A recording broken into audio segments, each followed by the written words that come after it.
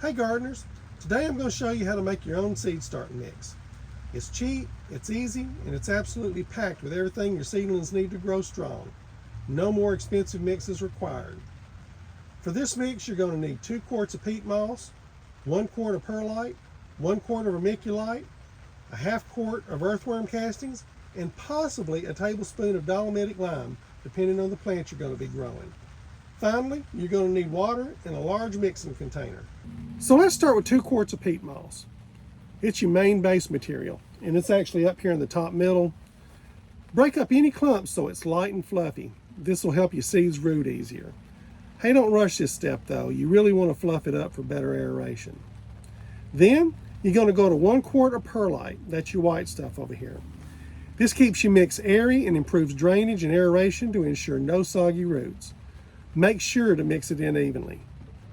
Now we're going to go to 1 quart of vermiculite. That's your stuff over here. It retains just enough moisture so seeds don't dry out, but it don't get soggy either. Mix it in thoroughly. By the way, you may see bags of soil at the DIY store that say moisture control. Vermiculite's your moisture control. So your next step's a biggie. You're going to add a ½ quart of earthworm castings for natural nutrients. That's over here in the bottom middle. They're gentle enough for tiny seedlings and they help them grow without harsh fertilizer. This is actually going to buy you about 2 weeks after your plants sprout before you have to start your liquid fertilizer. Our next step is dolomitic lime. Peat moss by nature is pretty acidic, and this mix with all the ingredients is going to give you a pH of between 5.0 and 6.0. And that's great for some plants, but not all plants. So look up the pH needs for the specific plant you're growing, and if it does need a higher pH, what we're going to do is add about 1 tablespoon of powdered dolomitic lime, otherwise known as just garden lime. It balances the pH while adding calcium and just a little bit of magnesium.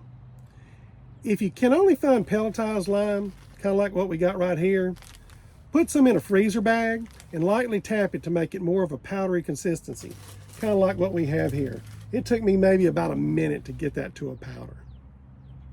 Now it's time to get it all mixed up, kind of like what you're looking at right here. Get your hands down in there, get them dirty. I tell you what, it almost kind of reminds me of back almost 2 years ago when my oldest son was getting born.